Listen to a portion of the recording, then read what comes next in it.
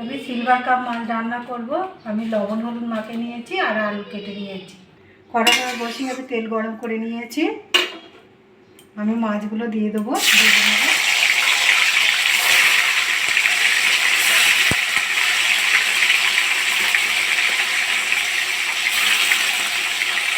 মাছগুলো একসাথে হয়ে গেছে, আমি সবগুলো উল্টে দেবো।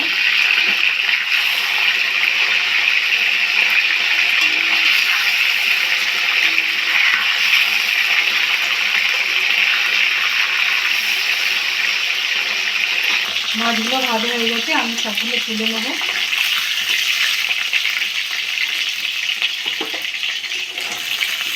তুলে নিচ্ছি, বাকি মাছগুলো আমি একইভাবে ভেজে নেব। ভেজে নিয়েছি, আর আলুগুলো ওই তেলে ভেজে নেব।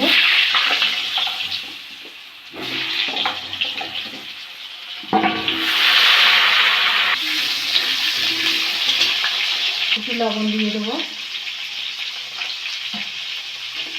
হলুদ আর লবণ দিয়ে ভাজলে একটু আলুটা টেস্টি হবে।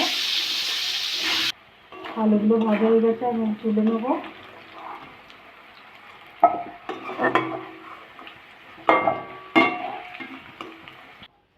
আলুগুলো তুলে নিয়েছি, এবার আমি জিরে ফোড়ন দেবো।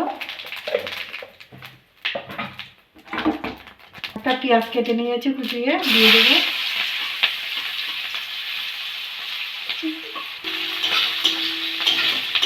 পেঁয়াজটা ভাজা ভাজা হয়ে গেছে, আমি এবার আদা রসুন বাটা 1 চামচি দিয়ে দেবো।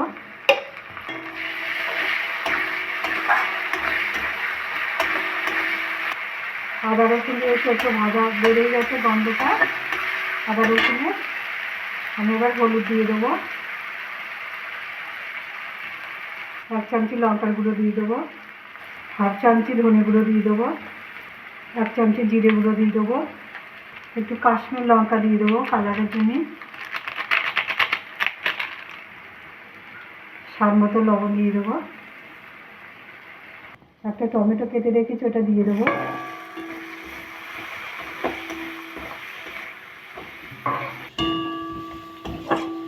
মশলাটা কষে নেবো, একটু জল দিয়ে দেবো সামান্য, ফুলে যাবে।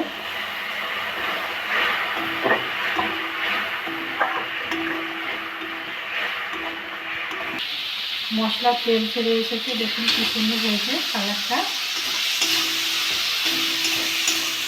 এবার আমি আলুগুলো দিয়ে দেবো,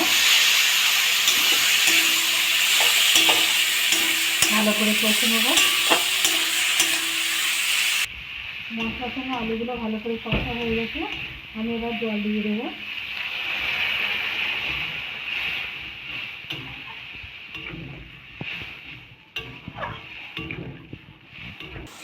দশ মিনিট আমি ঢাকা দিয়ে রাখবো। 10 মিনিট আমার হয়ে গেছে,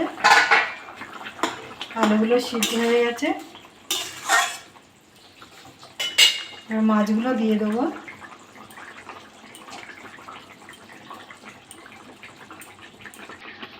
মাছগুলো দেওয়া হয়ে গেছে,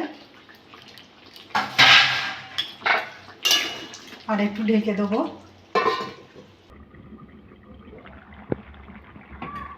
তরকারিটা আমার হয়ে গেছে,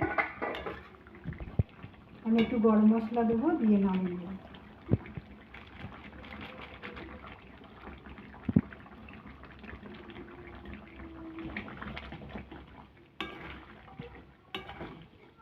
গরম মশলা দেওয়া হয়ে গেছে, আমি আবার নামিয়ে নেব। এরকম করে বাড়িতে রান্না করে খাবেন। খেয়ে ভালো লাগলে লাইক করবেন, শেয়ার করবেন, কমেন্ট করবেন, সাবস্ক্রাইব করবেন। ধন্যবাদ।